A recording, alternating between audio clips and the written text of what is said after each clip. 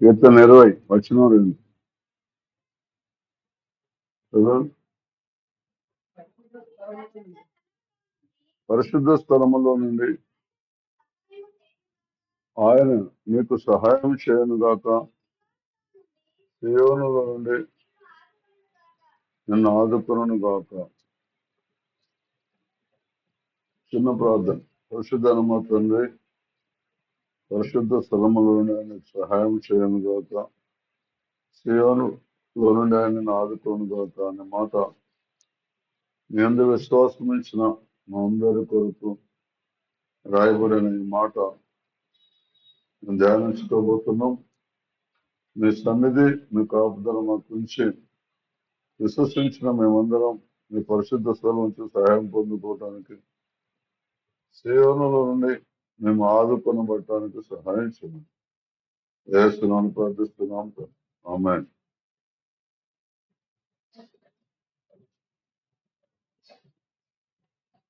చూడండి, దేవుని యొక్క వాక్యం చెప్తున్నది, దేవుడు మనకి సహాయం ఎక్కడి నుంచి చేస్తాడు, దేవుడు మనం ఆదుకోవటం ఎక్కడి నుంచి ఆదుకుంటాడు అనే రెండు విషయాలు మనకి రోజు అవసరం.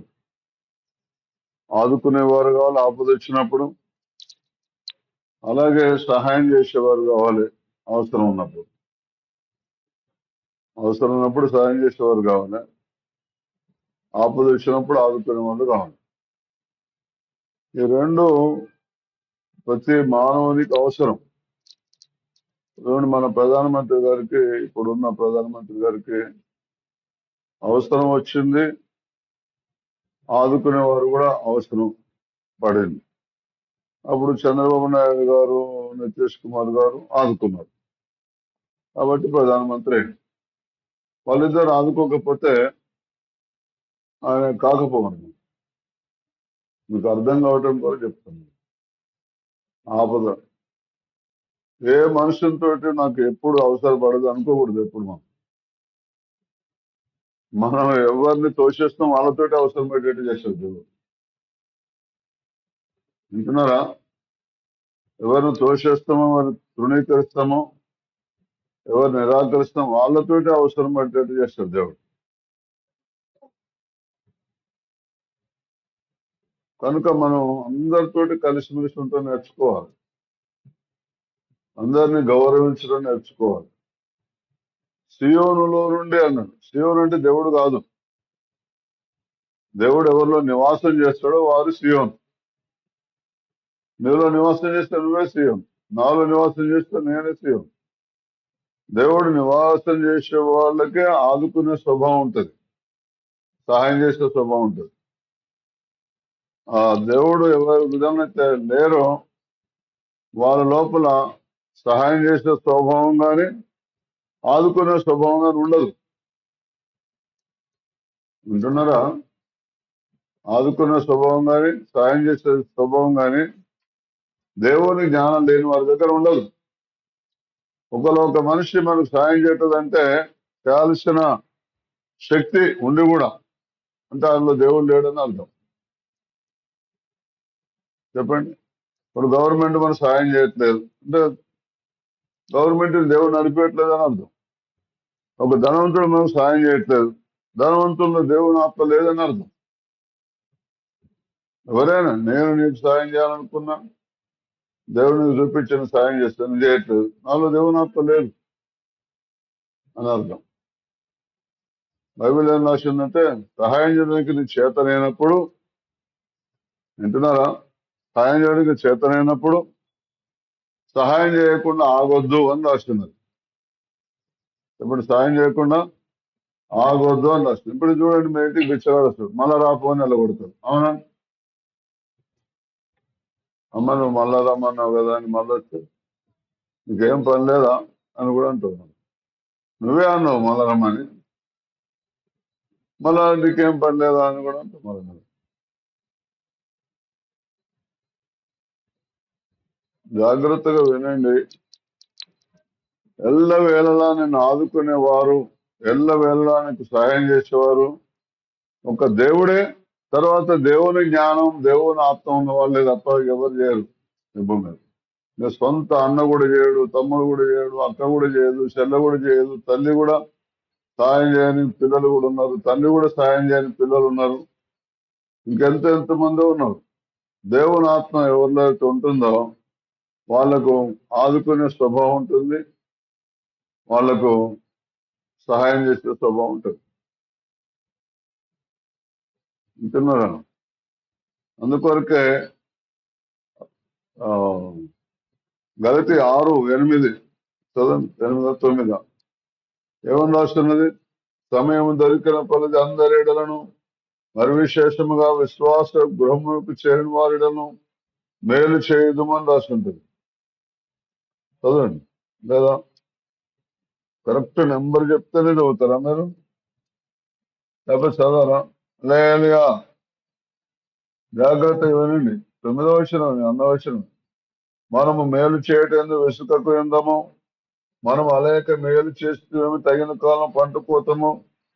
కాబట్టి మనకు సమయం దొరికిన కొలది అందరి ఎడలను విశేషంగా విశ్వాస గృహమును చేరిన మేలు చేయటం అంటే సాయం చేయటమే, మేలు చేయటం అంటే ఆదుకోవటమే.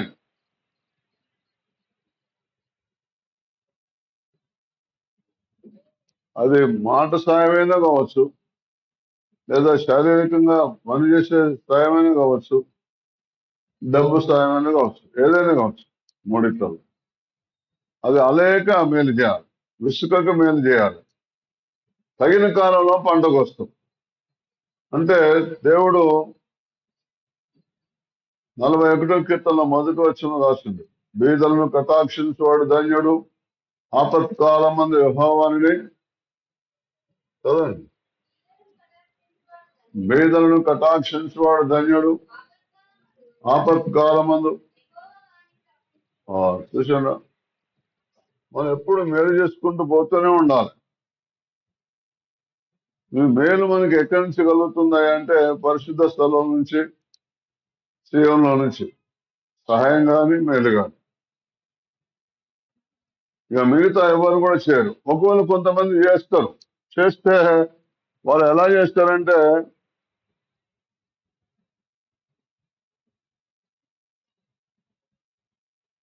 కపటంతో సహాయం చేస్తారు, ఒకే మహిమ కొరకు మేలు చేస్తారు, లేకపోతే వాళ్ళ హృదయంలో ఒక స్వార్థం ఉంచుకొని మేలు చేస్తారు.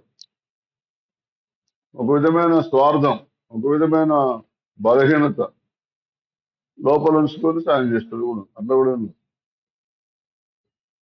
దేవుడు అట్లా కాదు. దేవుడు ఏ వ్యక్తి దగ్గర నుంచి ఏదో ఆశించి వేస్తే కూడా అట్లా మేలు చేయడు. అందుకొరకే మనం కూడా చెప్పిండు, నిన్ను అడుగు నుంచి ముఖం చెప్పుకోవద్దని. అందుకొరకే మనం కూడా చెప్పాడు. వింటున్నారా? ఏమని చెప్పిండు? మేలు చేటకు నీ చేత లేనప్పుడు వెనక తీయొద్దని చెప్పాడు. సామెతల గ్రంథంలో రాస్తుంటుంది. కనుక పరిశుద్ధ స్థలములో ఆయనకు సహాయం చేస్తాడు, సీయోనులో నుంచి నిన్ను ఆదుకుంటాడు. మనం ఏం చేస్తామంటే ఎంత గొప్ప సహాయం పొందుకొని కూడా మళ్ళీ వాళ్ళకు ఇంకా మేలుకు బదులు కీడు చేసే వాళ్ళు కూడా ఉన్నారు తెలుసా? చెప్పండి, యేసు ప్రభు ఎవరికి సహాయం చేయలేదని సెలవు వేసాను, మరి యేసు ప్రభుకు ఎవరిని ఆదుకోలేదని మరి సెలవు వేసాను. యేసు ప్రభు ఎవరి దగ్గర ఎవరికి పక్షపాతం చూపించిందని ఆయనకు అంత భయంకరమైన తీర్పు.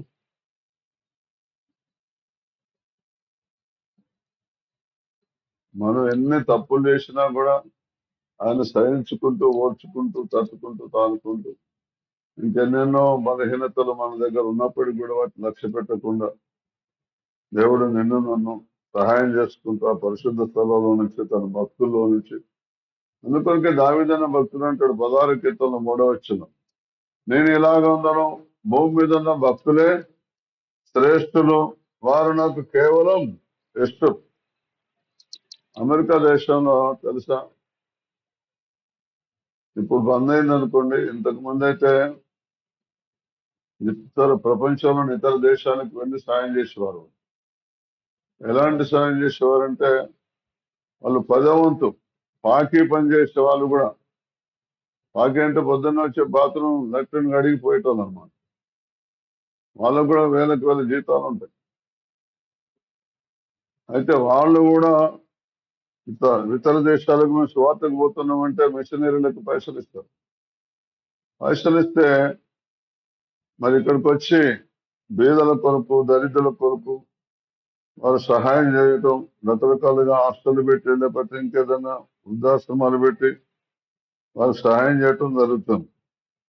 మరి ఎవరై అంటే చూడండి, కొంతమంది చూసిన ఎంత ఘోరం అంటే కోట్ల కోట్ల డబ్బు ఉన్నా కూడా పిల్లికి కూడా బిచ్చం పెట్టదు తెలుసా. పిల్లికి కూడా కోట్ల డబ్బు ఉన్నా సరే, ఇది మానవునికి ఆ పుట్టుకతో వచ్చిన ఒక చెడు స్వభావం అన్నమాట. చిన్న పిల్లలు చూడండి, మీ ఇంట్లో చూడండి, చిన్న బుజ్జికి బిస్కెట్ ప్యాకెట్ ఇచ్చి 2 ప్యాకెట్ ఇచ్చి ఒక్క బిస్కెట్ అక్కకి ఏమంటే ఇస్తుందో ఇస్తుందంటో అది అసలు అయ్యదు. మరి ఎక్కడి నుంచి వచ్చిందో ఆ గుణం ఏంటో మరి. అందుకొరకే మనిషి మారాలి. చెప్పండి, మనిషి మారాలి. నీ స్వభావం మారాలి, గుణం మారాలి, బుద్ధి మారాలి, సహాయం చేసే గుణం ఉండాలి, ఆదుకునే గుణం ఉండాలి. అప్పుడు నీకు ఏ ఆపద వచ్చినా దేవుడు ఆదుకుంటాడు. నువ్వు వాళ్ళకి చిన్న సాయం చేసి ఉండొచ్చు, కానీ నీకు దేవుడు పెద్ద సాయం చేస్తాడు. నేను చేయి చిన్నది, దేవుని చేయి పెద్దది. చెప్పండి, నీ చేయి చిన్నది, దేవుని చేయి పెద్దది. నీ దృష్టికి నువ్వు వాళ్ళకి ఎంత ఇచ్చినవో దేవుని దృష్టికి మనకిచ్చింది కూడా అంతే. దేవుని దృష్టి ఇప్పుడు సృష్టి అంతా లోకం అంతా అయినప్పుడు నీకు 10 కోట్లు కాదు 50 కోట్లు ఇచ్చినా నువ్వు ఒక 10 రూపాయలు ఇచ్చిన దాంతో సమానమే దేవుని దృష్టి. 10 కూడా కాదు, 1 పైసా 2 పైసలు ఇచ్చిన దాంతో సమానం. ఇంత గొప్ప దేవుడు నీకు నాకు దొరికిన గుణం మార్చుకో, బుద్ధి మార్చుకో, ఇతరులకు సహాయం చేయి, ఇతరులను ఆదుకో, ఆపదలు ఉన్నోళ్ళని మాట సాయం చేస్తాడు మాట సాయం చేయి, చేత సాయం చేసి చేత సాయం చేయి, డబ్బు సాయం చేసి డబ్బు సాయం చేయి, ఆకలి కొంటే అన్నం పెట్టు, నీ శత్రువు ఆకలి కొంటే అన్నం పెట్టు, నీ శత్రువు దప్పి కొంటే దాహం. ఇంత మంచి బుద్ధి మాటలు మేలుకరం మాట్లాడితే ఇక ఏం చెప్పాలి. ఇక ఊరిక చెప్పుడేనా, ఇక ఊరిక మాట చెప్పుడేనా. ఆ షాయి పోసేట్లో ఇష్టం వచ్చిన కోతీరు పోస్తారు, ఇష్టం లేని కోతీరు పోస్తారు. టిఫిన్ పెట్టేట్లో ఇష్టం ఉన్న కోతీరు పెడతారు, ఇష్టం లేని కోతీరు పెడతారు. అన్నం పెట్టడంలో ఇష్టం ఉన్న కోతీరు పెడతారు, ఇష్టం లేని కోతీరు పెడతారు. కూరేసేట్లో ఇష్టం ఉన్న కోతీరు పెడతారు, ఇష్టం. ఎందుకమ్మా ఈ గుణం మారదా? ఇక మారరా? ఇక అసలే మారరా? మాట్లాడి అట్లా చూస్తారు, మారరా? ఎవరు చెప్పలేదు మారరా అంటే అంటే నువ్వు మారినప్పుడే నీ పరిస్థితులు మారుస్తాడు దేవుడు. నువ్వు మారినప్పుడే నీ ఇంట్లో నెమ్మదిస్తాడు, సమాధానం ఇస్తాడు, సంతోషం ఇస్తాడు. ఎక్కడో ఒక్కడ ముళ్ళు పెడితేనే ఉంటాడు నేను నల్లగొట్టడానికి. ఆరోగ్యం దగ్గర పెడతారో, పిల్లల దగ్గర పెడతారో, ఎక్కడ పెడతారో. పక్షపాతం మానేయండి, ఇక్కడి నుంచి స్వార్థం మానేయండి. వింటున్నారా? దేవుని స్వభావం ఏంటంటే పరిశుద్ధ స్థలములో నీకు సహాయం చేయను గాక. సహాయం చేస్తే వాళ్ళు పరిశుద్ధులు అని గ్రహించును. నిన్ను ఆదుకుంటే వాళ్ళు పరిశుద్ధులు, వాళ్ళలో దేవుని ఆత్మ ఉన్నదని గ్రహించు. భాషలు మాట్లాడితేనే ఆత్మ ఉన్నట్టు కాదు, నువ్వు పరిశుద్ధంగా ఉంటే కూడా ఆత్మ ఉన్నట్టే. పరిశుద్ధత కలిగితే సాయం చేస్తే కూడా దేవుని ఆత్మ నీలో ఉన్నట్టే. వింటున్నారా?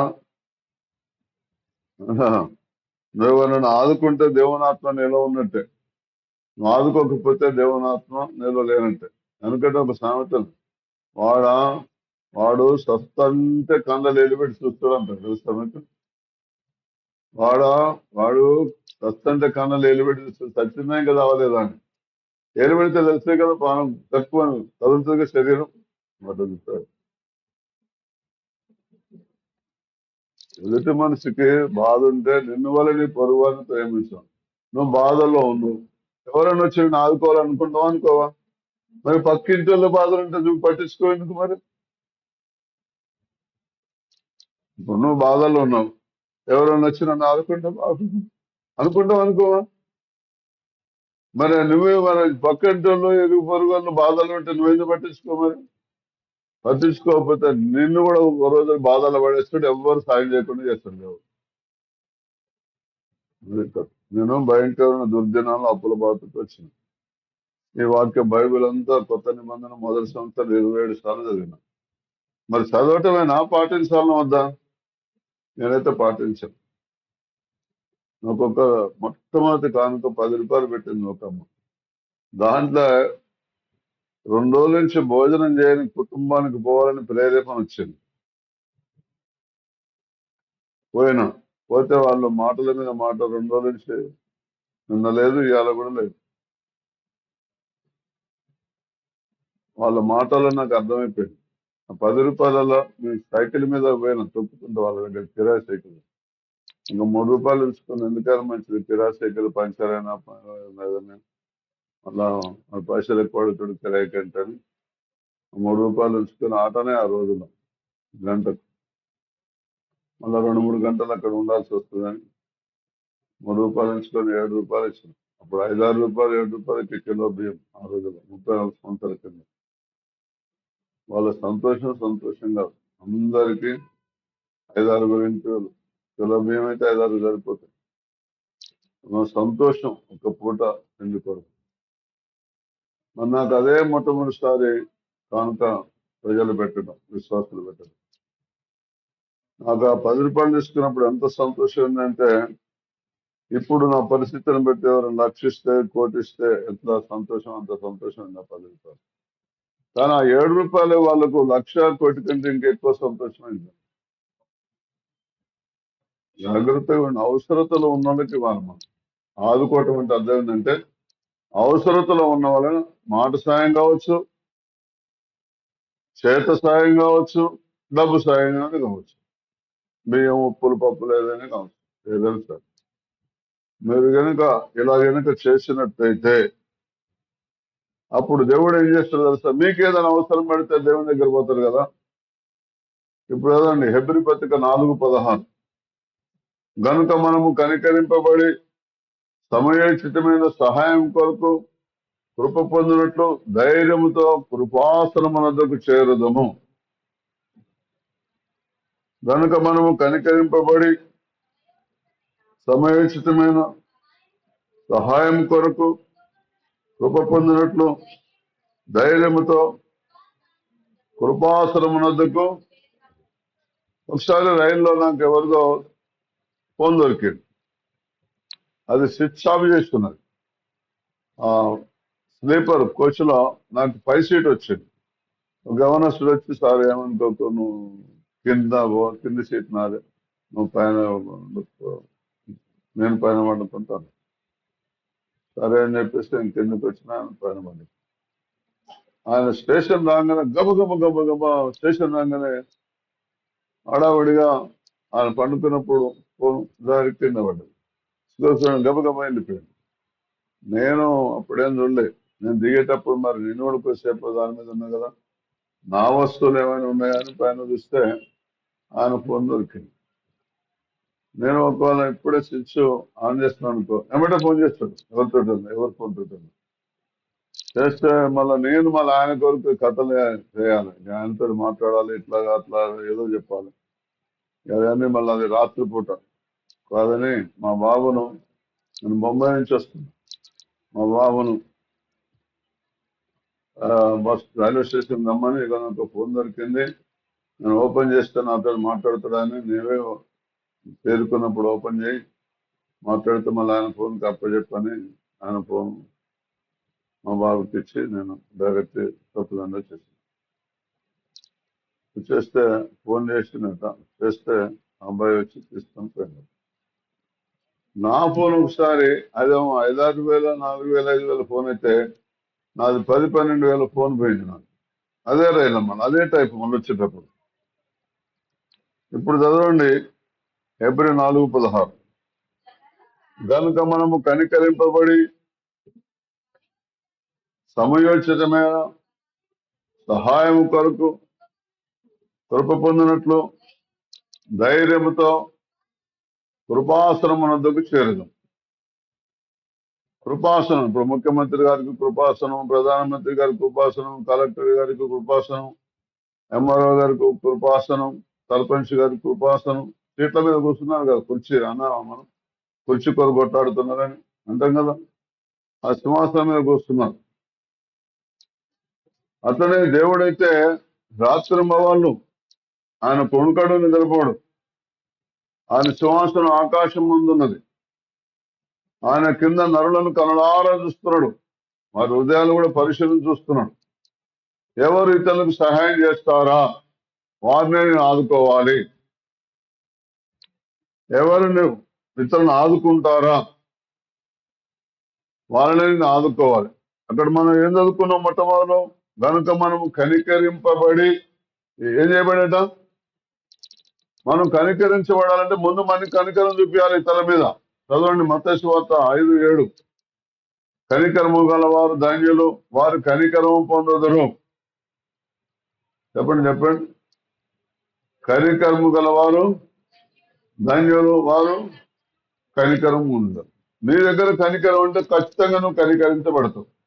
నీ దగ్గర దయ ఉంటే నువ్వు ఖచ్చితంగా దేవుని దయ పొందుకుంటావు. నీ దగ్గర కోపం ఉంటే నువ్వు కూడా దేవుని చేత కోపించబడతావు. నీ దగ్గర ద్వేషం ఉంటే దేవుడు కూడా నిన్ను ద్వేషిస్తాడు. నీ దగ్గర ఈర్ష్య ఉంటే దేవుడు నీ దగ్గర రానియాడు. నువ్వు ఆయన గుణాలు ఉంటేనే, ఆయన స్వభావం ఉంటేనే. ఒకవేళ మన దగ్గర ఎన్ని చెడ్డ స్వభావాలు ఉన్నా సరే, నీకు బాగా ఆపద వచ్చినప్పుడు మళ్ళీ నువ్వు ధీరత్వానికి వెళ్ళిపోతావు. గర్వం ఉండదు, అహంకారం ఉండదు, హెచ్చింపు ఉండదు. అవునా? అప్పుడు దేవుడు యేసయ్యా అంటే ఆదుకుంటున్నాడు. మనం ఆయన గుణం అలాంటిది. ఆదుకొని విడిచిపెట్టాడు. ఈ చెత్త చెదారాన్ని లోపల ఉన్నదే అదంతా కడిగేస్తాడు వాక్యం ద్వారా, జ్ఞానం ద్వారా. అదే యేసులోని మార్గం. అయితే నా ఫోన్ ఏమైంది, పోయింది కదా. పోతే నా ఫోన్ ఎట్లా పోయిందో తెలుసా, నాకు కింది సీట్ వచ్చింది.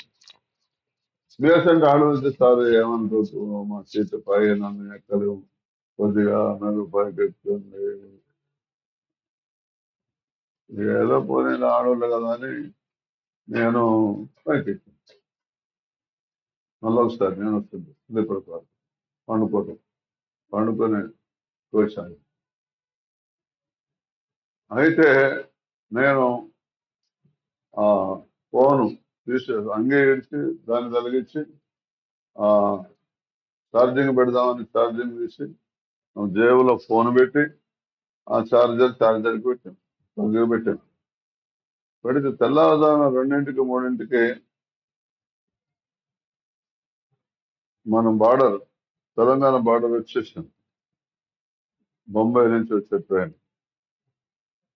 అక్కడ నేను మెలకొచ్చి అంగీకారం చూస్తే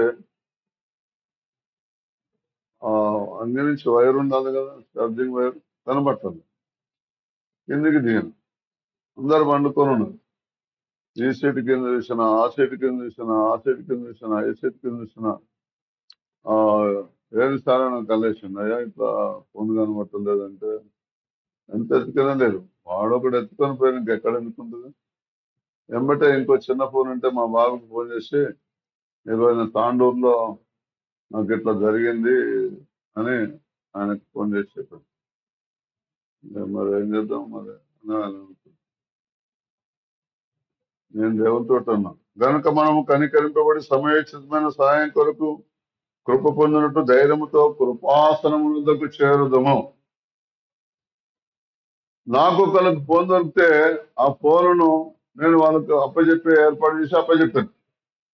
నాకు అదంతా తెలియదు, నువ్వేం చేస్తావో అన్నా. నా ఫోన్ నాకు కావాలి, ఏసుని అడుగుతున్నాను తండ్రి. అమ్మే ఇవాళ రేపు ఇంట్లో పోయిన ఫోనే దొరకదు, ఆఫీసులో పోయిన ఫోనే దొరకదు. అవునా? అవునా అంటే రైల్లో పోయిన ఫోను నేను స్వప్నంలో వచ్చిన 10:30 11 అయింది చేరుకునేసరికి మా కొడుకు దగ్గర నుంచి ఫోన్ వచ్చింది, నాన్న ఫోన్ దొరికింది. లేదు కదా. ఇవాళ రేపు యేసుదేవుడు అని నమ్మటంలో చాలా మంది నమ్మటం లేదు. బైబుల్ అంటే మాటలతోటి కాదు, క్రియలతోటి ఉన్నది. ఇప్పుడు బైబిల్ అంటే మాటతో నాలుకతో కాక క్రియతో సత్యముతో ప్రేమించమని రాసింది. నీ దగ్గర సత్యం ఉండాలి, క్రియలు ఉండాలి. నువ్వు ఇతరులకు సహాయం చేసి ఇతరులను ఆదుకొని ఆయనపూర్ ఆయనకే పంపించిన ఆదుకున్నట్టే కదా.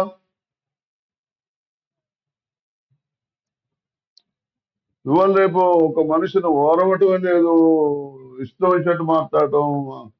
దేవుడు అనేవాడు ఉన్నాడు, దేవుడి దగ్గర జాబ్ ఇస్తాడు, దేవుడు సజీవుడు అన్న జ్ఞానమే లేదు, దేవుడు మాట్లాడతాడన్న యోచనే లేదు. ఏదో బైబిల్ పట్టుకుంటే అయిపోతుందా? ఇష్టం వచ్చినట్టు మాట్లాడుతున్నారు కొంతమంది అయితే. ఎవరి క్రియల ఫలితం వాళ్ళకు ఉంటుంది తప్పకుండా. కానీ దేవుడు దీర్ఘశాంతుడు, సత్యనానికి ఓపిక పడతాడు. చచ్చేటప్పుడు మనసు ఎక్కిస్తాడు. అన్ని కసరు పసరంతా అల్లదిస్తాడు. మొత్తం ఇన్ని రోజులు చేసిన తప్పులు గిప్పులు అన్ని పసరంతా బయటకు అగ్గిస్తాడు. మొత్తం కొంతమంది అలా పసరు పడుతుంది, దూరం. దేవుని స్తోత్రం హల్లెలూయా. గనుక మనము కనికరింపబడి సమయోచితమైన సహాయము కొరకు కృప పొందినట్లు ధైర్యముతో కృపాసనమునకు చేరుదము. కృపాసనం, కృప అంటే ఫ్రీ. చెప్పండి, కృప అంటే అర్థమైంది? అన్ని ఫ్రీ. రక్షణ ఫ్రీ, స్వస్థత ఫ్రీ, ఆశీర్వాదం ఫ్రీ, మేలు ఫ్రీ. నేను ఒకటే మాట చెప్తా, ఆడోళ్ళు తల్లి గారింటికి వస్తే అన్ని ఫ్రీయా, అన్ని పైసలు ఇవ్వాలనా? ఫ్రీ. అట్లా దేవుని దగ్గరకు వస్తే తల్లి గారింటికి వచ్చినట్టే. అలే మామగారింటికి పోతే అన్ని ఫ్రీనా? అన్నిటికి పైసలు, బిల్లు, పూటకి బిల్లు, ఛాయ్ బిల్లు, టిఫిన్ బిల్లు, భోజనం బిల్లు ఇచ్చి ఉంటుందా? దేవుడు అంటే ఏంది? సృష్టికర్త, తండ్రి, మానవులందరికీ తండ్రి. చాలా మందికి తండ్రి ఎవరో అర్థం కావట్లేదు.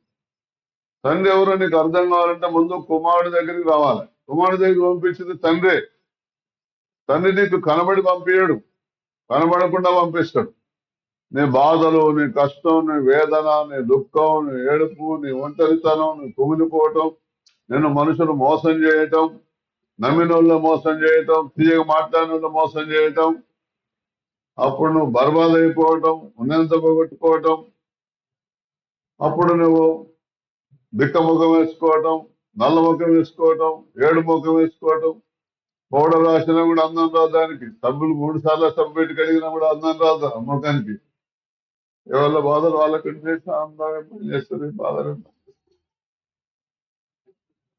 లేగా తండ్రి ఆకర్షించుకుంటే గాని ఎవడైనా శిలువ దగ్గరకు రాడు. తండ్రి ఆకర్షించుకొని శిలువ దగ్గరకు వస్తే శిలువ దగ్గర యేసు ఉంటాడు. నా యొద్దకు వచ్చి ఎంత మాత్రం కూడా బయటికి తోసివేయనంటాడు. ముందు ఆయన ఎవరు తను తాను ప్రత్యక్షపరుచుకుంటాడు. ఆయన చెప్పినట్టు కనుక రోజు వింటే తండ్రిని పరిచయం చేస్తాడు. చెప్పండి. ఆయన చెప్పినట్టు కనుక మనం రోజు వింటే 3.5 సంవత్సరాలు యేసు యొక్క 12 మంది శిష్యులు యేసుపై వెంబడే తిరిగాను. ఇక యేసుపై నేను చనిపోతాను, నేను పరలోకం వెళ్తాను, నేనే మార్గం, నేనే సత్యం, నేనే జీవం, మీరు కలవరపడకండి, వెరవకండి, దేవుని యందు విశ్వాసం ఉంచి నా యందు కూడా విశ్వాసం ఉంచండి, నా తండ్రి ఇంటి అనేక నివాసాలని లేకపోతే మీకు చెప్పేవాడిని అని చెప్తే ఫిలిప్ అంటాడు, ఫిలిప్ ప్రభా ఏమనుకోకు, మాకు ఒక్కసారి తండ్రిని చూపెట్టు. చెప్పండి, మాకు ఒక్కసారి తండ్రిని చూపెట్టు, మాకు అంతే చాలు, ఇక నేను నమ్ముతాను. అదేంటి ఫిలిప్, తండ్రి యందు నేను నా యందు తండ్రి ఉన్నామని నమ్మట్లేదా? సరేనా, నేను అనేకమైన సూచక్రియలు చేశాను, చనిపోయిన వారిని లేపాను, నీళ్ళ మీద నడిచాను, తుఫాను ఆపాను, 5 రెట్లు 2 చేపలు 5,000 మంది పంచిపెట్టాను, 2,000 దయాలు పెట్టిన వ్యక్తిని, 7 దయాలు పెట్టిన మగ్ధులైన మరియను, కుంటివారిని, గుడ్డివారిని, చెవిటివారిని, మూగవారిని, చనిపోయిన వారిని, ఎన్నెన్నో కార్యాలు చేసిన వాటి అద్భుతాలను బట్టి నువ్వు నన్ను నమ్మట్లేదా? నువ్వు చూడండి, మీకు తండ్రి ఎవరో మీకు తెలవాలంటే మత్తయి సువార్త 11వ అధ్యాయం 27 వచ్చింది చదవండి. మత్తయి 11:27 చదవండి. బాగానండి. సమస్తమును నా తండ్రి చేత నాకు అప్పగింపబడి ఉన్నవి. తండ్రి గాక ఎవడును కుమారుని ఎరగడు, కుమారుడు గాక కుమారుడు ఎవరికి ఆయన బయలుపరచని ఉద్దేశించను వాడుగాక మరెవడును. అది బాగినండి. మీ బాధలు ఉత్తైనే పోతాయి. మిమ్మల్ని ఆదుకునేవాడు, మీకు సహాయం ఎక్కడి నుంచి రావాలి? పరిశుద్ధ స్థలం నుంచి. మిమ్మల్ని ఎక్కడి నుంచి ఆదుకోవాలి? సీఎంలో నుంచి. దేవుడు సెలవైతేనే ఏ మానవుడైనా నీకు సాయం చేస్తాడు. దేవుడు సెలవైతేనే ఏ మనిషి అయినా నేను ఆదుకుంటాడు. దేవుడు సెలవు లేకపోతే ప్రపంచం అంతా తిరిగి ఎవరు నేను ఆదుకోరు. ఇప్పుడు చాలా మంది ప్రభుత్వాల మీద, అధికారుల మీద నేరాలు మోపుతున్నారు. అది అది సరైన జ్ఞానం కానే కదా, అది దైవికమైన జ్ఞానం కానే కాదు. నేను ముందే చెప్తున్నా కదా, ఒక రాజుగారు అంటాడు, అమ్మా దేవుడే నీకు సహాయం చేయకపోతే నేనెక్కడి నుంచి చేస్తాను తెలుసా? ఒక రాజుగారు అంటాడు, దేవుడే నీకు సహాయం చేయకపోతే నేనెక్కడి నుంచి చేస్తా అంటాడు. అందుకొరకే దేవునికి ఇష్టంగా నడుచుకోవడం నేర్చుకోండి. దేవుని హృదయంలోకి తెచ్చుకోవడం నేర్చుకోండి. దేవుని ఆత్మతో సత్యంతో ఆరాధించడం నేర్చుకోండి. ఆత్మతో సత్యంతో ఆరాధించడం నేర్చుకోండి.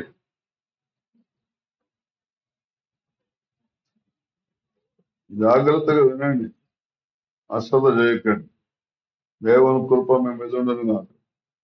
మంచిగా ఎంత మంచి మాట రాస్తున్నది మనం అసలు. మత్తయి సువార్తలో మనం 11వ అధ్యాయంలో చదువుకున్నాం, 27వ వచనం చదువుకున్నాం మనం. సమస్తమును నా తండ్రి చేత నాకు అప్పగింపబడి ఉన్నది. తండ్రి కాక ఎవడను కుమారుని ఎరగడు అంటే అర్థమైంది, తండ్రి నిన్ను కుమారుడి దగ్గరికి పంపించాడు.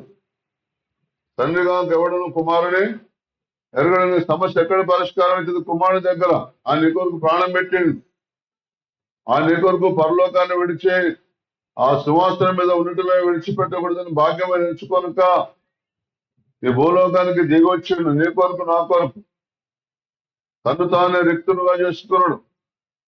మరణం పొందినంతగా అనగా శిలువ మరణం పొందినంతగా విధేయత చూపిన వాడే తను తానే రిక్తుడుగా చేసుకొని తను తాను నీ పాపాల కొరకు నా పాపాల కొరకు అప్పగించబడ్డాడు. తండ్రి కాక ఎవడనో కుమారుని ఎరగడు. కుమారుని దగ్గర మన సమస్యలన్నీ పరిష్కారం. అంత మాత్రమే కాదు, కుమారుడు కాకను కుమారుడు ఎవరికైనా బయలుపరచని ఉద్దేశించను వాడుగాక మరెవరిని తండ్రిని ఎరగడు. తండ్రి కుమారుడు నీకు అర్థమైపోయింది అనుకోండి, ఈ భూమి మీద జీవించినంత కాలం నీకు రక్షణ, పాప క్షమాపణ. నేను కనికరము గల వారు ధన్యుల వారు, అందరికి కాదు సుమా, కనికరం గల వారికే. అందరికి కాదు సుమా, దయగల వారికే. అందరికి కాదు సుమా, హృదయశుద్ధి గల వారికే. అందరికి కాదు సుమా, నీతి నిమిత్తం హింసించబడే వారికే. అందరికి కాదు సుమా, దుఃఖపడేవారు ధన్యుల వారు. దుఃఖపడటం శరీర సంబంధం కొట్టినందుకు, తిట్టినందుకు, మోసం చేసినందుకు, ఇల్లు గుంజుకున్నందుకు, డబ్బు గుంజుకున్నందుకు, బంగారం గుంజుకున్నందుకు, భూమి గుంజుకున్నందుకు, బర్రె తెచ్చినందుకు ఏడ్చటోళ్ళ కొరకు కాదు. నరకానికి పోయి ఆత్మల కొరకు ఏడిచే వారి కొరకే సుమా. వింటున్నారా? రోగం వచ్చినప్పుడు ఏడుచుడు, భర్త వచ్చినప్పుడు భార్య ఏడుచుడు, అలాంటి దుఃఖం వదలచ్చుడు దేవుడు. ఎందుకంటే జీవం మరణంలో ఆయన చేతిలో ఉన్నాయి. నువ్వు ఆత్మల కొరకు ఏడు, నరకానికి పోయే వారిని తప్పించమని దేవా, దక్షిణ దేశంలో ప్రవాహములు పారినట్లుగా మా వారిని రప్పించయ్యా. లోకమంతా ఎవరికి నువ్వెవరో తెలియదు, నరకానికి పోతున్నారు తండ్రి. ప్రజలు అన్ని జనులైతే కోకొల్లలుగా పోతున్నారు, వారందరినీ రప్పించమని, నరకాన్ని తప్పించమని అడగండి. అప్పుడు నీ ప్రార్థన వింటాడు దేవుడు. అంతేగాని బోగువా 3 లీటర్లు ఇచ్చే బర్రె పోయింది దేవుడా, 4 లీటర్లు పాలిచ్చే బర్రె పోయింది దేవుడా అని ఏడ్చుకుంటూ కూర్చుంటే దేవుడేం ఓదార్చడు. శరీర సంబంధంగా భౌతికంగా పోగొట్టుకున్న దాని కొరకు ఏడిస్తే దేవుడికి ఏం సాయం చేయడు. ఒక మనుషుని యొక్క విలువ ఎంతో తెలుసా? ఈ మొత్తం సృష్టి అంతా తరాజులు పెట్టి దోకితే ఒక మనిషిని దీంట్లో పెట్టి దొరికితే మనిషే బరువు ఉంటాడు, సృష్టి అంతా తేలిపోతుంది దేవుని దృష్టికి. నీ దృష్టికి అయితే రాయే బరువు ఉంటుంది నీకంటే కదా, గంగింతంత రాయే నీకంటే బరువు ఎక్కువ ఉంటుంది. నీ తరాజు వేరు, దేవుని తరాజు వేరు. ఇదంతా అన్యాయపు తరాజు. నీ గుండెల్లో తేడా ఉంటుంది అంత. తరాజు పెట్టి పోలీసు వాళ్ళు తరాజు పెట్టి దొరకనియరు ఇప్పుడు తెలుసా. తరాజు పెట్టి దొరికితే జైలు పంపిస్తారు తెలుసా మీకు ఆ సంగతి. ఆ తరాజు పెట్టి దొరికితే ఏం లేదు. లేగలిగా జాగ్రత్తగా వినండి, అసలు చేయకండి. దేవుని కృప నీ మీద ఉన్నది. దేవుడిని ఎన్నుకున్నాడు, పిలుచుకున్నాడు, ప్రత్యేకించుకున్నాడు. పరిశుద్ధంగా ఉండాలి, తెలుగు సాయం చేయాలి. పరిశుద్ధ స్థలములో నుండి ఆయన నీకు సహాయం చేయను గాక. ఇప్పుడు నాకు పరిశుద్ధ స్థలం సాయం చేయాలి. సాయం చేస్తే వాళ్ళని దీవిస్తాడు దేవుడు. ఇప్పుడు నువ్వు ఇతరులకు సాయం చేస్తే దేవుడు నిన్ను దీవిస్తాడు. సీయోన్లో నుంచి నేను ఆదుకోను గాక.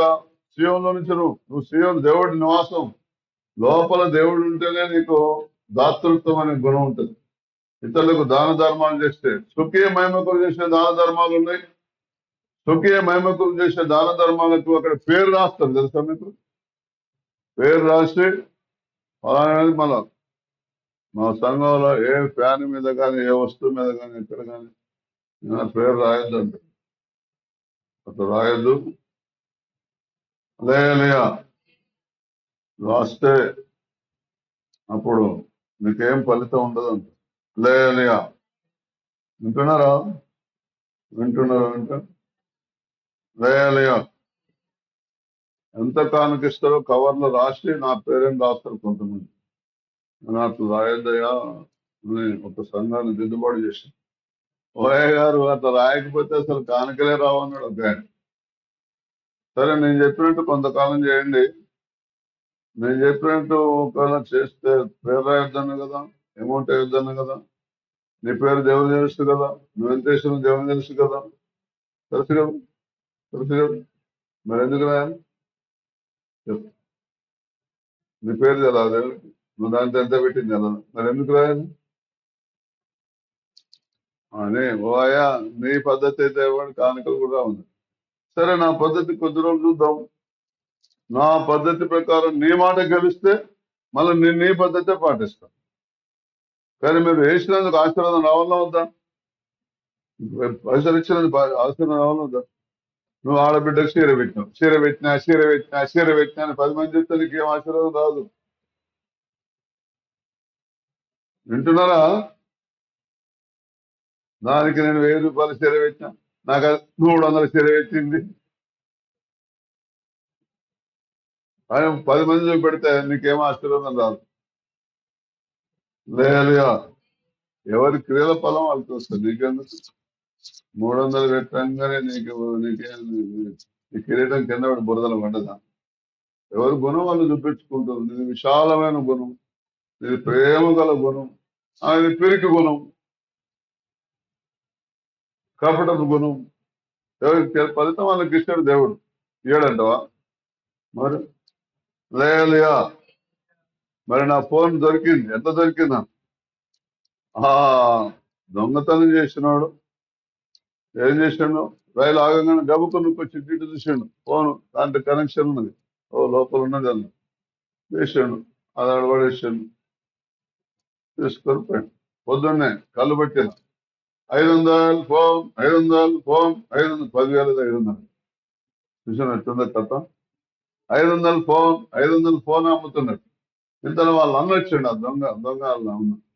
అరే ఏందిరా పొద్దున్న ఫోన్ 500 అంటున్నా ఏంటి అని గుర్తుకుండు. ఓమ్మా ఇది ఎంత మంచి ఫోను, పాపం వాళ్ళు ఎంత బాధపడుతున్నారో అని దాంట్లో చూస్తే సిమ్ కార్డు తీసేసిండు, మొత్తం పెట్టుకోని కలిసి పడేసింది, ఇక్కడ పడేసింది. మా బాబు వాట్సాప్ లో ఒక మెసేజ్ పంపిండు ఒకరు. ఆ వాట్సాప్ పంపిన మెసేజ్ బట్టి ఆ నెంబర్ ఉంది. అప్పుడు ఆ నెంబర్ కి ఫోన్ చేస్తే మా బాబు కలిసి ఒక ఫోన్ దొరికింది మీదేనా అన్నాడు. అవును మా నాన్న రాత్రి 2 గంటలకు ఫోన్ చేసిండు, తాండూరులో పోయిందట. కరెక్ట్ సెట్ అయిందన్నమాట మళ్ళీ తాండూరు. అయితే తాండూరులో మా దగ్గర ఉన్నది వచ్చి తీసుకోండి, నా ఫోన్ నెంబర్ ఇది అని చెప్పిండట. మా బాబు అప్పుడు హైదరాబాద్ లో ఇంకా పెళ్లిగా బ్యాచులర్ రూమ్లు ఉంటుంది 5 గర్ల్స్. ఆ రూమ్మేట్ ఒక ఆయన మా తాండూరే అన్నాడు ఆ పిల్లడు. నేను తీసుకొస్తానా, నేను మాది ఆ ఊరే, కలిపెట్టుకోవడం నెంబర్ ఇచ్చిండుగా నేను తీసుకొస్తానా అని చేశాను. నాకు 11 గంటల వరకు ఫోన్ రాని వచ్చింది, నా ఫోన్ దొరికింది. ఆ రోజుల్లో ఎప్పుడు దాదాపు ఇప్పుడు 2000 సంవత్సరంలో ఫోన్లు వచ్చినాయి. ఒక 4-5 సంవత్సరాలు, 2005-6లో జరిగింది. ఇప్పుడు 24 గంటే 20 సంవత్సరాలు అయిపోయింది. 18-20 సంవత్సరాల కింద బాగుంది. కొందరు ఇళ్లలో పోయిన బంగారం దొరకదు, ఇంట్లో పోయిన పైసలు దొరకవు, ఇంట్లో పోయిన ఫోన్ దొరకదు. అవునా? మొన్నది రైల్లో పోయిన దొరికింది. చెప్ప ఎందుకు? కారణం ఏంటి? చెప్పాలి. అందుకొరకే మీది ఎప్పుడు ఎక్కడ పోతుందో ఎవరికి తెలియదు. ఆ మాటని ఎవరన్నా ఆదుకోండి, సహాయం చేయండి. 5 పైసలు, రూపాయో, 2 రూపాయలు, 10 రూపాయలు, 20 రూపాయలు, మీ శాతనంత శక్తికి మించేం కాదు. ఎవరన్నా అడిగితే తిట్టి పంపేయకండి. ఉన్నా కూడా లేవు పో అనకండి, మళ్ళీ ఈ పోతే కథ. అంత చేయకండి. నువ్వు అన్నమాట నీకే వర్తిస్తుంది. లేవక్క, ఉంచుకొని లేవక్క, ఇంటి లోపల చూసుకుంటే మాయమైపోతుంది. ఏం చెప్తాను మాకు? మా యత్నే మాయమైంది. ఒకసారి పరుసు మాయమైంది. ఇద్దరం కలిసి ఆటోలో పోతాను, ఒక సేవకు నేను, ఆయన మధ్యలో దిగాలి, దిగిండు. దేవుడు అనడానికి 1000 రూపాయలు ఇయ్యాను, నేను ఇయ్యాను, నాకు ఉందని అని పాప ఆయన దిగిండు, వెళ్ళిపోయాడు. ఇంటి మీద ఇంకా పర్సు చూసుకుంటే లేదు అసలు, దాంట్లో 5-6 వేలు ఉన్నారు. ఇట్లా మీకు కూడా అనుభవం కావాలన్నా మీరు చదువుకుంటారా? చెప్పిన జరగకూడదు. మీకు కూడా ఇట్లా అనుభవం కావాలన్నా? ఏదన్నా పోతేనే అర్థమవుతుందా, లేకపోతే పోయిన దానికి అర్థం కాదా? లేదుగా మీ ఇష్టం. నేనైతే ఇంత మంచిగా చేస్తున్నా. జపన్య గ్రంథం 3:20 ఆ కాలమని మీరు చూస్తుండగా నేను మిమ్మల్ని చెరలో నుండి రప్పించి మిమ్మల్ని సమకూర్చిన తర్వాత మిమ్మల్ని నడిపించను. నిజముగా భూమి మీద ఉన్న జవలందరూ శ్రీకరణ మీకు ఖ్యాతిని మంచి పేరును తెప్పిస్తారు. ఇదే యెహోవా. చదవండి, జపన్య 3:20. ఆ కాలమున మీరు చూచుండగా నేను మిమ్మల్ని చెరలో నుండి రప్పించి మిమ్మల్ని సమకూర్చిన తర్వాత మిమ్మల్ని నడిపించదు. నిజముగా భూమి మీద ఉన్న జనులందరి దృష్టికి నేను మీకు ఖ్యాతిని మంచి పేరును లేదుగా. చూసిందా? ఆ కాలంలో మీరు చూస్తుండగా నేను మిమ్మల్ని చెర నుండి రప్పించి, బాగా జాగ్రత్తగా వినండి. ఆత్మ ఎక్కడుంటుందో అక్కడ స్వాతంత్రం ఉంటుంది. నువ్వు పరిశుద్ధాత్మ పొందితేనే నీకు స్వాతంత్రం. నువ్వు పరిశుద్ధాత్మ పొందకపోతే స్వాతంత్రం లేదు. మొన్న స్వాతంత్ర దినోత్సవం జరిగింది. ఒక ఆయన అన్నాడు, ఇదేనా స్వతంత్రం అంటుంది. ఇప్పుడు మన భారతదేశంలో వాక్ స్వాతంత్రం లేదు, వింటున్నారా? పత్రికా స్వాతంత్రం లేదు, మీడియా స్వాతంత్రం లేదు. ఏమన్నా అంటే చాలు తీసుకుపోయి లోపలేసుడే. అవునా? ఎంతమందిని చూస్తున్నాం తెలుసా? వాళ్ళని ప్రశ్నిస్తే మనుషులను మాయం చేస్తున్నారు, వాళ్ళని ప్రశ్నిస్తే మనుషులు జైల్లో పంపుతున్నారు. వాళ్ళని ప్రశ్నిస్తే ఇది స్వాతంత్రమా? దాని స్వాతంత్రం ఉంటుందా? దాని స్వాతంత్రం అంటే అదేనా స్వాతంత్రం అంటే? నీతి న్యాయం లేదా? ఉండాలా వద్దా? కనుక స్వాతంత్రం అంటే ఏంటిది? క్రైస్తవంలో కూడా స్వాతంత్రం లేదు. అయ్యగారే పాట పాడాలి, అమ్మగారే పాట పాడాలి, అయ్యగారే డ్రమ్ము కొట్టాలి, అమ్మగారే డ్రమ్ము కొట్టాలి. మళ్ళీ కొన్ని సంఘాలు చప్పట్లు కొట్టొద్దు, కొన్ని సంఘాలు ఎవరు పెడితే వాళ్ళు పాటలు పాడొద్దు, అయ్యగారే పాడాలి, అమ్మగారే పాడాలి. ఉన్నాయి అసలు సంఘాలు, సంస్థలే ఉన్నాయి, సంఘాలు కాదు, సంస్థలే ఉన్నాయి. అయ్యగారే ప్రార్థన చేయాలి, దయం పెట్టిన వాళ్ళకి ఎవరు ప్రార్థన చేయడానికి వీల్లేదు. అమ్మగారి ప్రార్థన చేయాలి, ఎవరు ప్రార్థన చేయడానికి వీల్లేదు. ప్రార్థన చేసి ఈపులు వాళ్ళ కొడతారు. అలాంటి వాళ్ళు ఉన్నారు తెలుసా. హల్లెలూయా. జాగ్రత్తగా వినండి. ఆ కాలమున మేము చూస్తుండగానే మిమ్మల్ని శరణులను రప్పించి రక్షణ పొందని వారందరికీ భూమి మీద స్వాతంత్రం లేదు. ఎప్పుడు రక్షణ పొందని వారందరికీ భూమి మీద స్వాతంత్రం లేదు. బానిసలే. ఎవరికి బానిసలు? పాపం చేసేవాడు పాపానికి బానిస. ఎప్పుడు పాపం చేసేవాడు పాపానికి బానిస. పాపానికి బానిస లేనప్పుడు ఇక స్వాతంత్రం ఎట్లయితే చెప్పండి. అది నేను సైతాన్ నిజంగా పాపం చేపిస్తే, తప్పుడు పనులు చేపించే, జైలు పంపించే. ఇక స్వాతంత్రం ఎట్లయితుంది? ఇక్కడ నెమ్మది లేదా, అక్కడ నెమ్మది లేదా. నేను స్వాతంత్రం ఎట్లయితే చెప్పండి. హల్లెలూయా. ఆ కాలం మనం మీరు చూస్తుండగానే మిమ్మల్ని చెరలోనే రప్పించి మిమ్మల్ని సమకూర్చిన తర్వాత, సమకూర్చడం అంటే చూడండి, రకరకాల కులాలు, రకరకాల గోత్రాలు, రకరకాల తెగలు, రకరకాల భాషలు, రకరకాల జాతులు, వంశాలు, గోత్రాలు, భాషలు, అందరినీ ఒకే గుంపుగా సమకూరుస్తున్నాడు. కూర్చున్నప్పుడు మనందరం కలిసిమెలిసి ఉండాలా వద్దా? చెప్తే ఏమైతుంది? కలిసిమెలిసి ఉండాలా వద్దా? ఎక్కడ కలిసిమెలిసి ఉంటున్నామా? పశువులాగానే. మాకు మేకల ఫామ్ ఉన్నది, గొర్రెల ఫామ్ ఉన్నది. ఎవరన్నా భక్తులు గొర్రెని చూడలేకపోతే మేము ఎక్కడన్నా కొనుక్కొస్తే ఆ మందలు దొరికితే అన్ని వచ్చి పొడుస్తాయండి దాన్ని. ఇంక గుద్దుడే ఉరికొచ్చి గుద్దుతుంది మనం.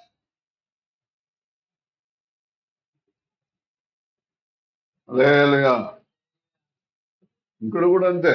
ఒకరికొకరు పురిగలవదు, ఒకరికొకరు కలిసిమెలిసి ఉండరు, ఒకరికొకరు ఓర్చుకోరు, ఒక్కొక్కరు తట్టుకోరు. జరిగిన సంగతులన్నీ ముంగటేస్తారు. బైబిల్ ఎలా రాసిందని సామెతలు 17:9 చదవండి. ప్రేమను వృద్ధి చేయగోరు వాడు తప్పిదమును దాచిపెట్టును, జరిగిన సంగతి మాటి మాటికి ఎత్తువాడు మిత్ర భేదము చేయనని రాసింది. ప్రేమను వృద్ధి చేయగోరు వాడు తప్పిదమును దాచిపెట్టును, జరిగిన సంగతి మాటి మాటికి ఎత్తువాడు. ఎప్పుడన్నా మీ ఆయన తప్పు చేస్తే మాటి మాటికి ఎత్తుతావా? ఒకసారి మర్చిపోతావు. అయ్యో చెప్తే ఏమైతుంది? మీ అత్త తప్పు చేస్తే మాటి మాటికి ఎత్తుతావా? మీ ఆడబిడ్డ తప్పు చేస్తే మాటి మాటికి ఎత్తుతావా? చెప్తే ఏమైతుంది? మీరు ఇట్లా చేస్తే మీకు ఏదైనా ఆపద వస్తే దేవుడు ఆదుకోడు. మీకు ఏదైనా కష్టం వస్తే దేవుడు ఆదుకోడు. ఇప్పుడే చెప్తాను. పిలిస్తే పలికి దేవుడు ఎంత పిలిచినా వాళ్ళకి ఎట్లేదు. కారణం లేదా మరి? ఏ కారణం? పిలిస్తే పలికి దేవుడు ఎంత పిలిచినా పలకట్లేదు. ఇదే నీ గుణం, స్వభావం. చెవులారా చెప్పినా మారట్లేదు. ఇక నీకు దారి ఎక్కడ దొరుకుతుంది మరి? నువ్వు బాగుపడే దారి ఎక్కడ దొరుకుతుంది? విన్నదానికి లోబడితే సరి చేసుకుంటేనేమో దారి దొరికినట్టే. నేనే కాదు, ఎందరో భక్తులు వాక్యం సరి చేసుకుని బాధలను పోగొట్టుకుంటారు. ఒక ఆమె 4 ఎకరాల పొలం పోగొట్టుకొని నిసంటి కొడుకలకు వచ్చి వాక్యమైన మళ్ళీ పొలం సంపాదించుకుంది. ఒక 3 తులాల బంగారం పోగొట్టుకొని నిసంటి కాడికి వచ్చి వాక్యమైన మనసు మార్చుకొని మళ్ళీ 3 తులాల బంగారం మళ్ళీ సంపాదించుకుంది. నేనైతే 10,000 ఫోన్ పోగొట్టుకొని మళ్ళీ 10,000 ఫోన్ సంపాదించుకున్నాను. నేను కూడా భూమి పోగొట్టుకొని మళ్ళీ భూమి సంపాదించుకున్నాను. యోబు అయితే 7,000 గొర్రెలు పోగొట్టుకొని 14,000 గొర్రెలు సంపాదించుకున్నాడు. 500 జత రెడ్లు పోగొట్టుకొని 500 జత రెడ్లు సంపాదించుకున్నాడు. 10 మంది పిల్లలు పోగొట్టుకొని మళ్ళీ 10 మంది పిల్లలు సంపాదించుకున్నాడు. అలాగే గాడిదలు పోగొట్టుకొని గాడిదలు సంపాదించుకున్నాడు. ఒంటెలు పోగొట్టుకొని ఒంటెలు సంపాదించుకున్నాడు. తెలుసా? మీకు వద్దా? ఏమొద్దా? నువ్వు ఏది పోగొట్టుకున్నా కూడా స్వతం తెలుసుకుంటావు. ఇంకా మీకు అసలు సంగతి తెలియదు. మీ నాయనకు, మీ తాతలకు, తాతలు తాతలు తాతలు తాతలు తాతలు తాతలు తాతలు నెక్కిపోతే ఒక్కడే దొరుకుతాడు మనిషి. ఈ భూభాండలో 7 ఖండాలన్నీ ఆ మనిషియే. ఆ 7 ఖండాలలో నీకు విభాగించి భూమి, ఈ 7 ఖండాల భూమి అంతా డివైడ్ చేసి నీకు వంచిస్తే పోయినలకు లేదు కదా, పోయే సత్యపాయ. మిగిలిన వాళ్ళదే కదా.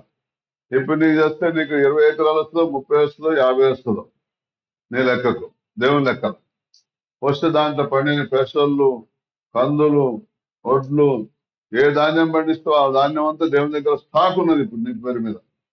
కానీ నువ్వు బుద్ధిగా నడుచుకుంటే అదంతా నీకు విడుదల ఇస్తుంది దేవుడు. నువ్వు బుద్ధిగా నడుచుకుంటే అవన్నీ నీకు వాపసు వచ్చేస్తాయి. నీది నీకే వస్తుంది, మాకు నీ బాగా నీకే వస్తుంది.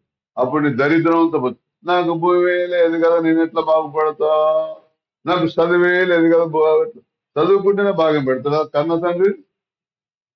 కన్నందుకు పెట్టాల్సిందే. చదువురాని చదువు లేకపోయింది. అవునా? అవునా అంటే యోవేలు గ్రంథం 2వ అధ్యాయంలో ఇప్పుడు నేను చెప్పిన మాట రాసి ఉంటుంది. చాలా ఈజీ బాగుపడటం, చెప్తే వరకు అర్థం కాదు. నమ్మితే జరుగుతుంది, నమ్మకపోతే జరగదు. అందరానండి, నమ్మితేనే జరుగుతుంది. ఎవరు నమ్మాలి? వాక్యాన్ని నమ్మాలి. ఏసుదేవుని నమ్మితే సరిపోదు. ఏసుదేవుని నువ్వే దయ్యం కూడా నమ్ముతుంది. దయ్యానికి ఇస్తాడా బాగు దేవుడు? ఇస్తాడా? ఇవ్వడు. చదవండి 25వ వచనం. మీరు కడుపారా తిని తృప్తి పొందిన వరకు తృప్తి నుండి మీ కొరకు ఎంత కార్యములు జరిగించినా మీ దేవుడైన యెహోవా నామమును స్తుతించినట్లు నేను పంపిన మిడతలను, గొంగళి పురుగులను, పసరు పురుగులను, చీడ పురుగులను అను నా మహాశైన్యం తినివీసిన సంవత్సరముల పంటను మీకు మరలా ఇచ్చును. వింటున్నారా?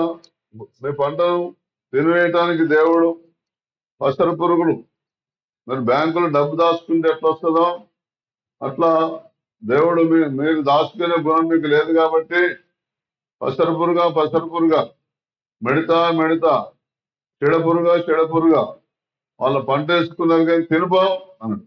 తిని దేవుని దగ్గర నుంచి అదంతా తీసుకుపోయి ఆ పంటను మీకు మరలా ఇచ్చేస్తాడు. ఎంతైతే దేవుడు తినమని చెప్తే పురుగులు తిన్నాయో, చెడ పురుగును, పసల పురుగును, గొంగల పురుగును, మెడతలు, 4 రకాల పురుగులు నీ పంటను తినివేసింది. అది మళ్ళా మొత్తం నీకు వచ్చేస్తుంది. నాకు ఎట్లా వస్తుంది అసలు అడగదు, అది విశ్వాసం అనబడదు. ఎట్లా వస్తుంది అనవద్దు అసలు. ఎట్లా వస్తుంది దేవుని దగ్గర, నువ్వు ఎట్లా వస్తుంది, ఎట్లా ఇట్లా ఇది ఎట్లా అది ఎట్లా అని అడగకూడదు దేవుని దగ్గర. వింటున్నారా? వడ్డించేవాడు మనోడైతే ఎక్కడ కూర్చున్నా ఏం లేదు అతను లోపల సామెత తెలుసా. వడ్డించేవాడు మనోడైతే మనం ఎక్కడ కూర్చున్నా ఏం లేదు, మనకు 2 గంటలు వేసిపోతాడు, అందరికంటే 1 గంట ఎక్కువ వేసిపోతాడు. అవునా? నువ్వు దేవుడిని నీ వాడుగా చేసుకో, నువ్వు ఎక్కడున్నా బాగుపడతావు. కొంతమంది దుబాయ్ పోతున్నారు, బాగుపడుతున్నా మరి. కొంతమంది అమెరికా పోతున్నారు, బాగుపడుతున్నా మరి. ఎవరైనా ఒక పాప చూసిన పాపం చదువుకోవడానికి పోయింది, చంపేసింది. అమెరికాలో అయితే ఎంతమంది వస్తున్నారో భారతదేశ ప్రజలు తెలుసా. చదువుకునే పిల్లలే షూట్ చేసి పడేస్తున్నారు. దుబాయ్ పోయి వచ్చిన లేరా? దుబాయ్ పోయి శవం పెట్టిన లేరా అంటే మరి తాగడానికి పోయింది అక్కడికి, మరి కాదు కదా. తాగడానికి పోయింది దుబాయ్కి, అమెరికా తాగడానికి పోయిందా? ఎన్ని చూస్తున్నాం మనం. లేయా నమ్మండి కొద్దిగా. దేవుడు రక్షకుడు, ఆయనే. నేను నడిపిస్తా అంటాడు. దేవుడు నడిపిస్తే యెహోవా నా కాపరి, నాకు దయము కలగదు. లేయా జాగ్రత్తగా వినండి. మమ్మల్ని దేవుడు ఎన్నుకున్నాడు, తెలుసుకున్నాడు, ప్రత్యేకించుకున్నాడు. మీరు ఆషామాష మనుషులు కాదు అని నేను చెప్తుంటే మీకు చూద్దాం అంటున్నారు. చూసుడు అంతపైన ఇంకా చూసుడేం దేవుని జరగక. నేనైతే దేవుని దేవల్ల అన్ని పోయినాయి కాబట్టి అప్పటి తిరిగిన, మీరు కూడా అన్ని వెనక తెలుసు కాబట్టి అలాగే అనుమానం రాలేదు ఇది కూడా. లేయా నేనైతే 10 ఏళ్ళ ముందే దొరికితే, అన్ని పోకముందు దొరికితే ఎంత బాగుండేది అనుకున్నాను. లేయా హెచ్కేల్ గ్రంథం 21వ అధ్యాయం 5వ వచనం. మిమ్మల్ని సమకూర్చిన తర్వాత నడిపింతును. దేవుడు నడిపిస్తే నిజముగా భూమి మీద ఉన్న జనులందరి దృష్టికి మీకు ఖ్యాతిని, మంచి పేరు తెప్పించరు. ఎంత పేరు వస్తే తెలుసా, నువ్వు ఆ రూట్ లో ఎంత పాకులైనా పేరు రాదు. పేరు వచ్చి వచ్చి వచ్చి ఒకేసారి చెడ్డ పేరు. ఇప్పుడు జైళ్ళలో ఉన్నాం లేరా? చెడ్డ పేరుతో జైళ్ళలో ఉన్నాం లేరా? చెడ్డ పేరుతో చచ్చిపోయిన వాళ్ళు లేరా? లేలుయా. కనుక దయచేసి వినండి దేవుని మాట. మీకు మంచి పేరు, మంచి ఖ్యాతి తీసుకొస్తా అంటుంది దేవుడు. అబ్రాహాంకి చెడ్డ పేరు వచ్చిందా? ఇస్సాకు చెడ్డ పేరు వచ్చిందా? యాకోబు చెడ్డ పేరు వచ్చిందా? యోసేపుకి చెడ్డ పేరు వచ్చిందా? దానియేలుకి చెడ్డ పేరు వచ్చిందా? చెడ్డకు మనిషికి ఎవరికి చెడ్డ పేరు వచ్చిందా? అపోస్తులకు చెడ్డ పేరు వచ్చిందా? లేయా. కనుక దేవుని చేత నడిచే వారికి ఎవరికి కూడా చెడ్డ పేరు రాదు. ఏడ్చుకలు 21:5 యెహోవానైన నేను నా ఖడ్గం వలన వరలో పడకుండా దాన్ని దూసి ఉన్నానని జనులందరూ లేయా. జనులందరూ తెలుసుకున్నారు. యెహోవానైన నీవు నా ఖడ్గమున మరలా వరలో పడకుండా దాన్ని దూసి ఉన్నానని జనులందరూ. వరలు అంటే కేసు, దాని కేసు ఇట్లా లోపల పెట్టకుండా ఇట్లా దూషణ, ఖడ్గం దూషణ అనమాట. అంటే బాగా జాగ్రత్తగా వినండి. నష్టం కలిగేసేది దేవుడే, లాభం కలిగేసేది దేవుడే, గాయపరిచేది దేవుడే, స్వస్థపరిచేది దేవుడే.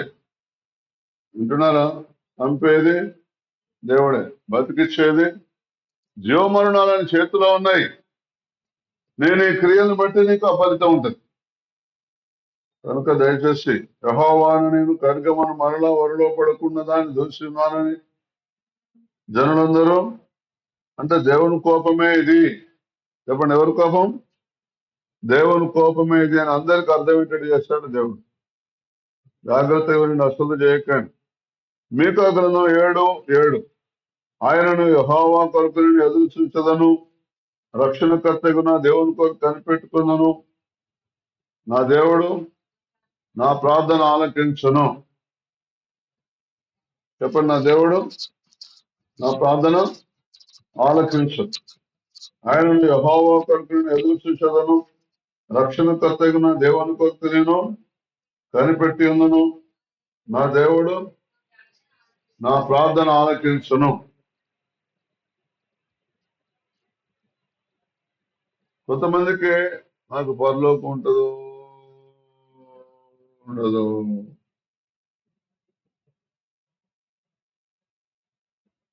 మన ఇష్టం. ఎందుకుంటుంది నీకు? నువ్వు కనికరం గలవాడైతే ఉంటుంది. దేవుని యొక్క వాక్యం చెప్పినట్టు నువ్వు పరిశుద్ధంగా ఉంటే ఉంటుంది. దేవుని చెప్పినట్టు నువ్వు ఇతరులకు సాయం చేస్తే ఉంటుంది. ఇతరులను ఆదుకుని నువ్వు సీయోను లాగా దేవునికి నివాస స్థలంగా లాగా ఉంటే ఉంటుంది. ఇతరులను ఆదుకునే స్వభావం నీకుంటే ఉంటుంది. ఉంటున్నారా? మనం కనికరింపబడి సమయించి మన సహాయం కొరకు నీకు అవసరమైనప్పుడు ప్రార్థన చేయగానే దేవుడు సహాయం చేస్తే సదుపాయాలు నీకుంటే పరలోకం కూడా ఉంటుంది. నువ్వు అందరితో కలిసి మనిషి ఉంటా నేర్చుకుంటే, భేదాలు లేకుండా ఒక తల్లి పిల్లల్లాగా, ఒక తల్లి పిల్లల్లాగా కలిసి మనిషి ఉంటాం నేర్చుకుంటూ ఉంటుంది పరలోకం. అంతేగాని నీళ్ళు మనగంగానే, గుళ్ళ జరగడంగానే, బైబిల్ కొనుక్కోగానే ఇంత, క్యాలెండర్ పెట్టుకోగానే ఇంత, దేవుని ఫోటోలు పెట్టుకోగానే ఉండదు. లేలుగా. ఆయన అంటాడు, ఓ నేను దేవుని నమ్ముకున్నా, కావాలంటే చూద్దురా మా అంటే ఏ దేవుని ఫోటో ఉండదంట. ఫోటో ఉంటే దేవుడు ఇక్కడ అంతరంగంలో యూదుడైన వాడే యూదుడు. అలాగే కొత్త నిబంధన ప్రకారం మారు మనసు పొందిన వాళ్ళే క్రైస్తవుడు. మనసు మారని వారు క్రైస్తవుడు కాదు. లేలుగా. మరి గుడికి వచ్చాడు కదా ఆయన గారు. గుడికి వచ్చిన రకాలలో 5 రకాలు ఉన్నాయి. చెప్పండి అందరు కలిసి. గుడికి వచ్చే వారిలో 5 రకముల ప్రజలు గలరు అనండి. ఏమైతుంది? 5 రకముల భక్తులు గలరు.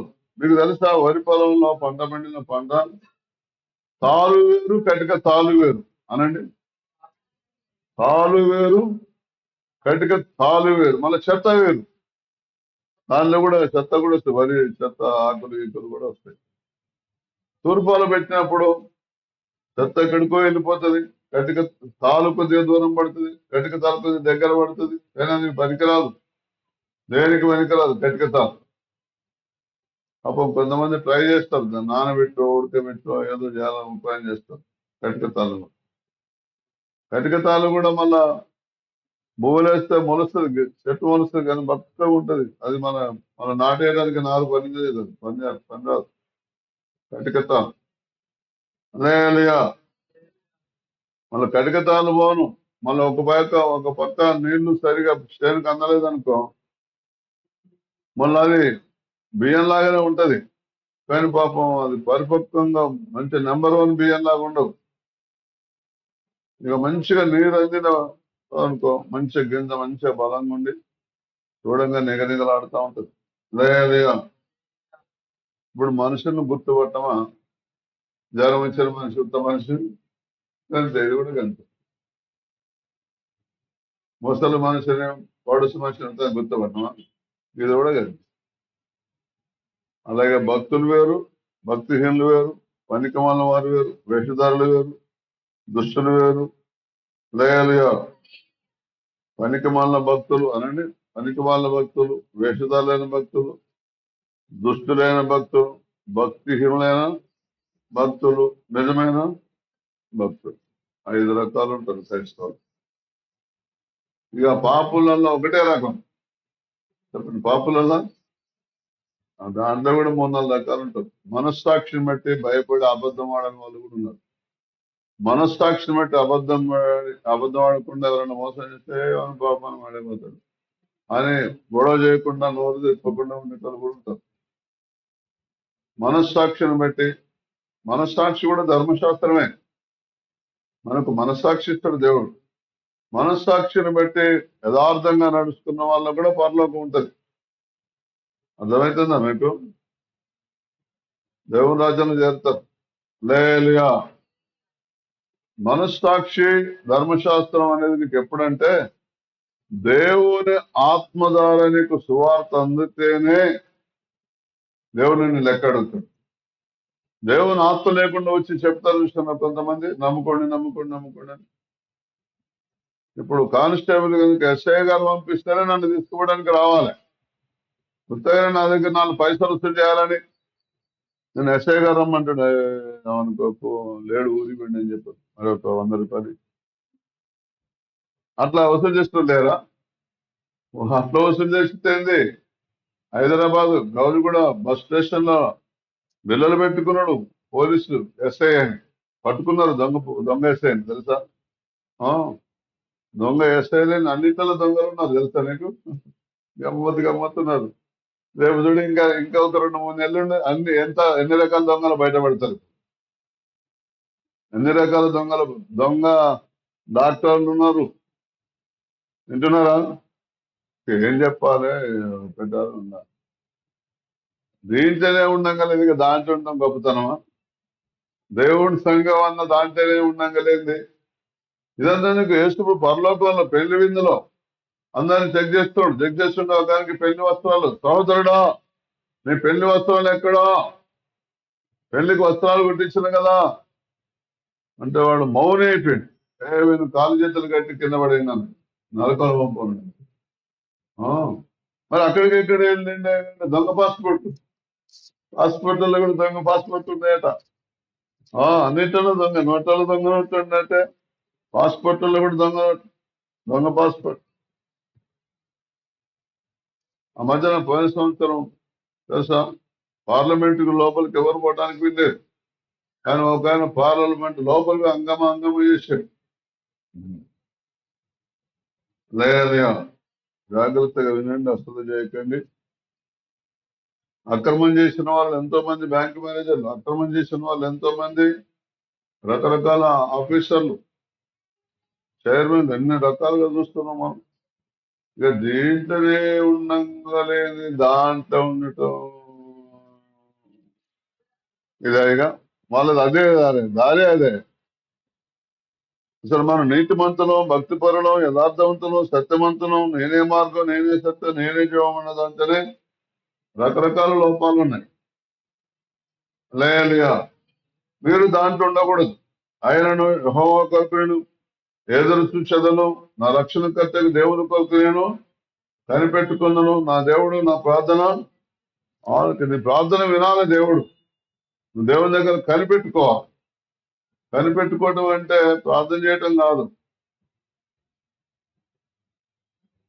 కనిపెట్టుకోవడం అంటే ఇప్పుడు చూడండి, నేను మీ ఇంటికి వచ్చాను, కనిపెట్టుకుంటున్నాను భోజనం చేసేటప్పుడు. కనిపెట్టుకోవడం అంటే నోరు తీసి అడగటం కాదు, కొద్దిగా కూర అమ్మా అనటం కనిపెట్టుకోవటం కాదు. కొద్దిగా కూర నాకు తక్కువైంది అట్లా కనిపెట్టుకోవటం కాదు. నేను ఎట్లా చేస్తానంటే, నువ్వు గిన్నె నిండా ఇక్కడ పెట్టినా సరే నేను దాంతో వేసుకో, నాకు వేసిన దాంతో సరిపుచ్చుకోవడానికి ట్రై చేస్తాను. ఒకవేళ నీ అంతటా నువ్వే వచ్చి అటు కన్ను పెట్టి ఇటు కన్ను పెట్టేసి దేవుని స్తోత్రం కనిపెట్టుకున్నాను, దొరికింది, దేవుని స్తోత్రం ఉంటుంది. వింటున్నారా? లేయా, ఒకవేళ నువ్వు అక్కడ పెట్టినప్పుడు ఇట్లా చెప్తే అయ్యగారు ఇక్కడ పెట్టినా నువ్వు కావాలంటే వేసుకున్నావు అనుకో, అప్పుడు వేసుకుంటావు. మొత్తాన్ని పెట్టిపోయినావు అనుకో, వేసుకో అయ్యగారు ఇక్కడ నీకు ఏదైనా కావాలి, మేము ఇక్కడ నేను ఎక్కడికి పోతా, నువ్వు ఏది కావాలని వేసుకోనంటే వేసుకుంటాను నేను, నాకు ఏది కావాలని వేసుకో. ఒకవేళ నువ్వు అక్కడ పెట్టిపోయినావు అనుకో, నువ్వు వచ్చేసరికి స్టే కూడా కడిగింది, ఓ అయ్యగారు అప్పుడే కడిగినావా అంటావు. అన్న నాకు సరిపోయిందన్నమాట, అబద్ధం పడుతుంది. ఇక నేను అడను ఆ మాట. అన్నం పెట్టి ఎటో పోతారా నువ్వు? ఎక్కడన్నా అన్నం పెడితే నిలబడాలి, కూర్చోవాలి, కనిపెట్టుకుంటూ కానీ అంత అనను అను, అది నీకే అర్థం కావాలి. మీరైతే అట్లా చేస్తారు. మీరైతే చేస్తారు, గిన్నెంత కథం చేస్తారా, కూరంత కథం చేస్తారు. అట్లా ఎవరైనా ఇప్పుడు ఇంత కొద్దిగా ఎక్కువ వేసుకుంటారు, మంచి మంచి ఏరుకొని వేసుకుంటారు. అట్లా ఇట్లా ఎగిరేసి దాని పక్కన అంత ఒక బొక్కలో అని మంచిది కండ చెండలు చేసుకుంటారు. అట్లా చేసుకుంటారు, చెప్పరాదు ఏమవుతుందమ్మా.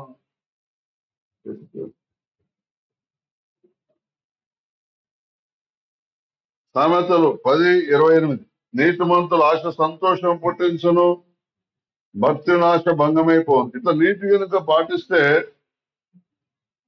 నీతి పాటించుకుంటే ఆయన ఆశపడితే దేవుడికి అబ్బా ఇంత నీతి పాటిస్తున్నారు, అంత ఆశ కలిగి ఉన్నది, నేనే నా ద్వారానే చేయాలని కోరుకుంటుంది, నా సెలవుతోటే కావాలని కోరుకుంటుందని దేవుడు సంతోషపడి వాళ్ళని నిలిపించి తీసుకొచ్చి అట్లా కూరేపిస్తాడు. అది కరెక్ట్, అది కరెక్ట్. లేయలియా, నీతి మంతుల ఆశ సంతోషం పుట్టించదు, భక్తిల ఆశ భంగమైపోవను. ఇక భక్తిహీనంగా ఉంటే మీరు ఎన్నో ఆశలు ఉంటాయి, సచ్చినానికి నెరవేరవాట. ఒకటి అనుకుంటే ఒకటైంది, ఒకటి అనుకుంటే ఒకటైంది, ఒకటి అనుకుంటే ఒకటైంది, అనుకున్నట్టు అసలే కావట్లేదు. ఎందుకు కావట్లేదే కాదు, గుడి మారుతాడు కొంతమంది. మా గుడి మారద్దు, ఏం మారద్దు. ఈ మధ్యన వేరే అయ్యగాళ్ళని తీసుకొచ్చి కూడా కోడికలు పెట్టుకుంటాను, ఏం దొరకదు, ఏం మారాలి, ఎక్కడికి పోనక్కర్లే, నీ గుణం మారుతుందాలి అంతే.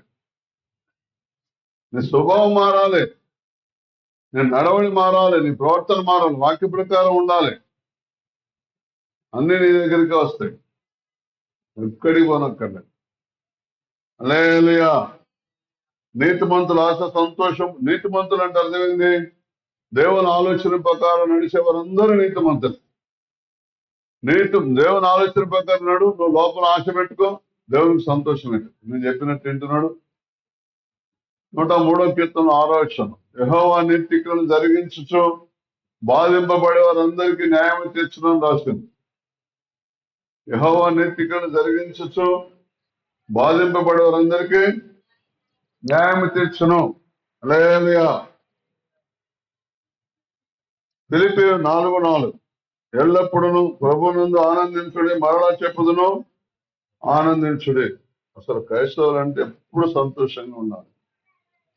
ఒకరోజు సంతోషం అంటే, ఒకరోజు ముఖమార్చుడే, ఒకరోజు ఏడుచుడే, ఒకరోజు తుడుచుడే, ఒకరోజు చింతలే, ఒకరోజు బాధే, ఒకరోజు దుఃఖమే. హల్లెలూయా. ప్రభునందు ఆనందించుడి, మరలా చెప్పుదును ఆనందించుడి. ఎల్లప్పుడూ ప్రభునందు ఆనందించుడి, మరలా చెప్పుదును. ఎప్పుడు సంతోషంగా ఉండాలి. ఎప్పుడు సంతోషంగా ఎవరుంటారంటే నీతిగా నడుచుకునే వాళ్ళే అంటుంటారు. నీకు సంతోషం లేదంటే నీతి తప్పినావు అని అర్థం. చెప్పండి, నీకు సంతోషం లేదంటే ఏం తప్పినావు అని అర్థం? దేవా నేనే ఎక్కడో నీటి తప్పినాను, క్షమించినాను, ఎక్కడి నుంచి నీతిగా నడుచుకుంటావు. రైట్.